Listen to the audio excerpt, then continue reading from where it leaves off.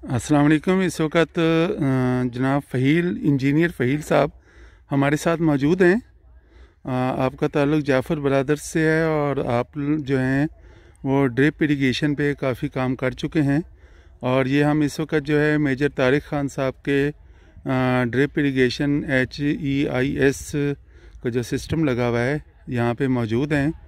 और उनके फ़हील साहब के साथ जो हैं मैनेजर हैं मोहम्मद आमिर, वो भी मौजूद हैं। तो फ़हील साहब, आप वैसे विज़िट करने आए हैं यहाँ पर, तो आप ये बताएं कि ये ड्रिप इरिगेशन सिस्टम जो है ये इस वक्त पौधों के लिए, आम के लिए क्यों ज़रूरी है? अस्सलाम वालेकुम। बहुत शुक्रिया राना साहब और मेजर साहब आज के विज़िट के लिए। बड़ा अच्छा लगा। मेजर साहब के जो है काफ़ी अरसे से चल रही थी एक डिस्कशन और ये ड्रिप पे कन्वर्ट हुआ है।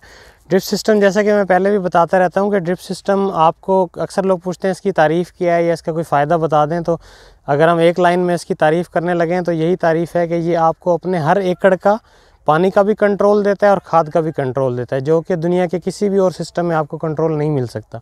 किस एकड़ में कितना पानी देना है, कब देना है, कितनी खाद देनी है, कौन सी खाद देनी है, कब देनी है, ये आपको मुकम्मल कंट्रोल प्रोवाइड करता है। इस वक्त ड्रिप सिस्टम का फ़ायदा, इस वक्त जनवरी का महीना है, 2021 चल रहा है। दिसंबर और जनवरी में इस वजह से बहुत ज़रूरी है कि आपको पता है यहाँ पे फ्रॉस्ट, कोहरा पड़ता है। और कोहरे में आप ये कह लें कि हमारे जो रिवायती तरीक़ेकार हैं वो हमें इतना टाइम कोहरा दे नहीं पाता कि हम उन पूरे रिवायती तरीक़ेकार को अपनाते हुए अपने बाग को बचा सकें। ड्रिप सिस्टम आपको कंट्रोल दे रहा है। आप अपने 10 एकड़ 15 एकड़ का जो बाग है उसको 8 से 9 घंटे के अंदर पूरा सैराब कर सकते हैं, या आप, अब ये साइट सोलर पे लगी हुई है तो 6 से 7 घंटे में आप सैराब कर सकते हैं। तो 6 से 7 घंटे आपको मिल जाते हैं। रात के टाइम भी अगर आपको ये लगता है कि जी कोहरा, आज आपको फोरकास्ट बता रहा है कि जी कोहरा पड़ेगा, तो आपने क्या करना है, आपने उस रात से पहले शाम में, अगर आपके पास बिजली का भी कनेक्शन है या नहीं है तो सोलर पे दोपहर के बाद आप सिस्टम को चला दें और इसके जो कैनोपी है, जो गमला है पौधे का, उसको अच्छी तरह से भर दें। होगा क्या कि नीचे का ग्राउंड वाटर आप यूज़ कर रहे हैं ड्रिप सिस्टम के ज़रिए, वो आपके इसकी जड़ों का जो कैपिलरी एक्शन है उसको एक्टिव कर देगा। जितनी जड़ों का कैपिलरी एक्शन से एक्टिवनेस होगी उतना ये कोहरे को रेजिस्ट करेगा। साथ के साथ आपने इसके अंदर अगर रेन गन सिस्टम भी लगवाया हुआ है, जैसे कि मेजर साहब ने लगाया है, तो इन एडिशन जब सुबह के वक्त कोहरा पड़ जाए, जब इसके ऊपर क्रिस्टल्स बन जाते हैं पत्तों के ऊपर, आप शावरिंग कर दें, वो उस क्रिस्टल को भी वॉश कर देगा। तो आपका जो बाग है वो बहुत हद तक कोहरे से बच सकता है। तो ये इसका बहुत बड़ा फ़ायदा है जो कि इस वक्त देखा जा सकता है। इस वक्त उसकी अहमियत बहुत ज़्यादा है इस महीने में। अच्छा, यहाँ ना रेन गन भी लगी हुई है, तो आप ये बताएं कि जो कोहरा है वो तो असल इफ़ेक्ट किस वक्त करता है, जब धूप निकलती है या उससे पहले? देखें, कोहरा जब पड़ता है, कोहरे की का सबसे बड़ा प्रॉब्लम ये है कि जब ये ऊपर अपने क्रिस्टल्स बना देता है पत्ते के ऊपर, उसके कैपिलरी रिएक्शन को रोक देता है। इसकी आपको मिसाल है समझाता हूँ कि आप किसी बंदे को बर्फ़ में जो है वो रखते हैं, तो उसका अंदर जब खून जमना शुरू हो जाएगा तो अल्टीमेटली उसकी मौत वाक़ई हो जाएगी। पौधे के साथ भी यही होता है कि जब उसके अंदर कैपिलरी रिएक्शन रुक जाता है, उसके अंदर उसकी जो अंदर की मूवमेंट है वो नहीं रहती, तो उसके अंदर जो जमूद पैदा होता है और वो पौधा आहिस्ता आहिस्ता जल जाता है। इसलिए आपको जो है ना, ये जो ग्रीन पत्ते हैं, लीव्स हैं, ये सारे ब्राउन हुए हुए और काले हुए नज़र आते हैं। तो इसके लिए ड्रिप को आप ड्रिप से जो है उसको इरीगेट करें, उसकी रूट्स को एक्टिव करने के लिए, और ऊपर से रेन गन को करें उसको पत्तों को वॉश करने के लिए।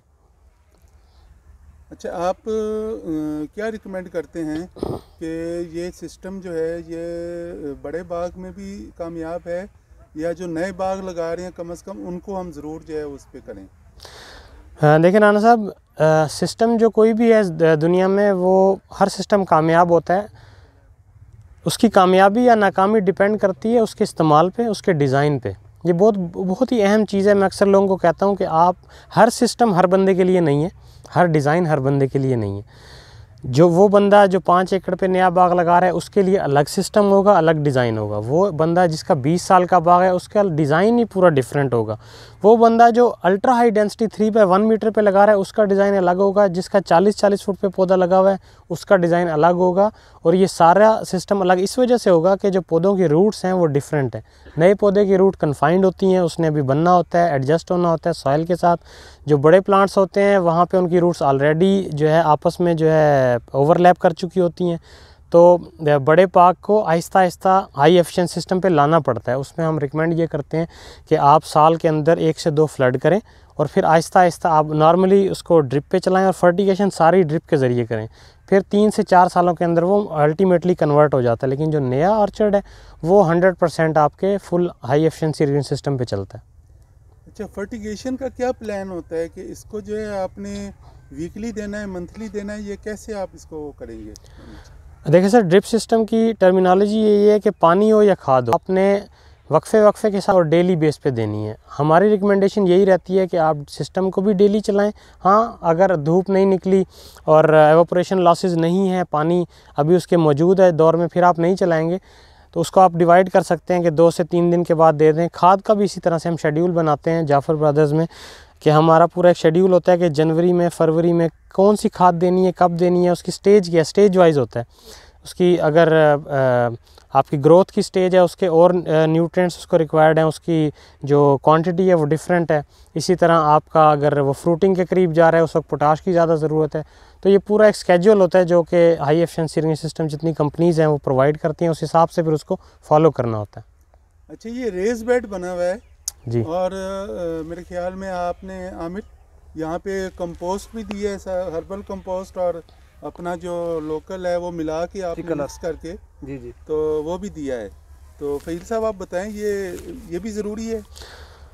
सर देखें, रेस्ड बेड तो बहुत अच्छा एक ऑप्शन है, बहुत अच्छा तरीका है।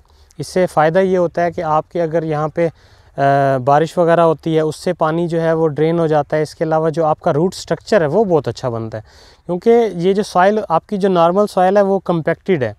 जो आपने रेस्ड बेड किया उसमें इतनी लूजनेस होती है कि वो अपने जो पौधा है उसकी रूट्स को डेवलप होने के लिए एक कुशन प्रोवाइड करती है। तो उसके अंदर फर्टिलाइज़र के जो न्यूट्रिएंट्स हैं वो भी किसी हद तक जो है वो सेव हो जाते हैं। इसी तरह पानी भी उसके अंदर सेव होता है और उसके रूट स्ट्रक्चर को बेहतर बनाता है। और जिसमें रूडी मिक्स किया ये तो बहुत अच्छा किया है। अब हार्वेस्टिंग के बाद इसको अप्लाई करना चाहिए, क्योंकि ये ज़मीन का जो ऑर्गेनिक मैटर है उसको इंक्रीज़ करती है। और हम सब जानते हैं कि किसी भी फसल के लिए, किसी भी बाग के लिए, किसी भी पौधे के लिए हर खाद से बढ़ के जो है वो ऑर्गेनिक मैटर है। ज़मीन में जितना ऑर्गेनिक मैटर अच्छा होगा आपको उतनी कम से कम खादें इस्तेमाल करनी पड़ेंगी। अच्छा आमिर, आप जो बताएं कि ये सिस्टम आप जो है आपने इसको कैसा पाया है, या मेजर साहब इससे मुतमईन है? जी अल्हम्दुलिल्लाह हम 1 महीने से ना इसको चला रहे हैं। तो अभी जो है ना शुरू में तो जब सिस्टम ये लगाया उसके अंदर थोड़ा मसलात हैं। हमने उस चैलेंज को ना अप्रूव यानी कि इस चैलेंज को सामना किया है। अब अल्हम्दुलिल्लाह पूरे 1 महीने से चला रहे हैं, कोई मसला नहीं आ रहा। जो शुरू में जो मसले हैं अब वो ख़त्म हो गए हैं और ज़बरदस्त सिस्टम चल रहा है। तो और इसके लिए बहुत ही फ़ायदेमंद है और साहब ने बहुत अच्छा फ़ैसला किया इसकी ना। अच्छा, सोलर का भी कोई फ़ायदा हो रहा है आपको? हाँ, सोलर का बहुत फ़ायदा है। जब वापस से मेरी जान छूट गई, जो हमने वो बिल पे करते थे वो ख़त्म हो गया। हम जो है ना कुदरती जो लाइट है उसका फ़ायदा उठा के ये ड्रिप सिस्टम चला रहे हैं। और पानी का फ्लो ठीक है? ज़बरदस्त अल्हम्दुलिल्लाह सही चल रहा है। और ये कितनी प्लेट का सिस्टम है? या ये 28 प्लेट 28 का है। तो फहील साहब आप ये बताएंगे कि ये सोलर कितने वाट में चल रहा है? सर, सोलर की जो सब्सिडी है वो 3 हॉर्स पावर 3 किलोवाट से लेकर 10 किलोवाट तक का यूनिट प्रोवाइड करती है गवर्नमेंट सब्सिडी में। तो इस वक्त ये 10 किलोवाट का सिस्टम है। इसमें फिर डिफरेंट प्लेट्स के हिसाब से अगर 325 की प्लेट वाट की अवेलेबल होती है तो उसके हिसाब से प्लेटें कैलकुलेट होती हैं। तो यहाँ पे आई थिंक 28 प्लेट्स का सिस्टम लगा हुआ है। तो ये पूरे 10 किलोवाट प्रोवाइड कर रहा है। और इसका डिज़ाइन जो है वो भी 6 से 7 घंटे के अंदर ही होता है, ताकि मैक्सिमम पे पीक पे भी। अक्सर लोग ये कहते हैं कि जो ड्रिप सिस्टम है वो शुरू के 2-3 साल के लिए काफ़ी है, बाद में ये रिक्वायरमेंट पूरी नहीं करता। ऐसा नहीं है। सिस्टम जब भी डिज़ाइन होता है ये पीक मंथ में और पीक ईयर में डिज़ाइन होता है। यानी कि मैंगो की जब फ्रूटिंग की स्टेज होगी जो मंथ होगा, और उसकी जो ईयर होगा फुल मैच्योरिटी का, तो 6 से 7 साल उसकी जो उम्र है उस हिसाब से इसको कैलकुलेट किया जाता है। और उस वक्त ये 6 से 7 घंटे में 10 से 11 एकड़ जो भी इस पर डिज़ाइन है उस पर ये पानी की रिक्वायरमेंट पूरी करेगा। इस वक्त पर प्लांट जो है वो क्या है पानी इसको दिया जा रहा है? सर इस वक्त ये आमिर बताएंगे। ये 1 घंटे की इसके 180 लीटर की है कैपेसिटी, जो एक पौधे को पर प्लांट फी घंटा पर प्लांट की जो है इस ड्रिपर से। ठीक हो गया। इस लूप के अंदर ड्रिपर कितने आप रोजाना कितने घंटे चलाते हैं? हाँ, हम इसको सर ये हमारे 2 साइडें हैं, 2 साइडें हम 3 से 4 घंटे एक साइड चलाते हैं। अच्छा, ठीक हो गया। चलिए जी, बहुत शुक्रिया फहील साहब आपका भी और आमिर साहब। Thank you sir. तो हाजरीन, ये हम आज ड्रिप इरिगेशन के सिस्टम में को समझने के लिए थोड़ा सा हमने आपके साथ ये वीडियो शेयर की है।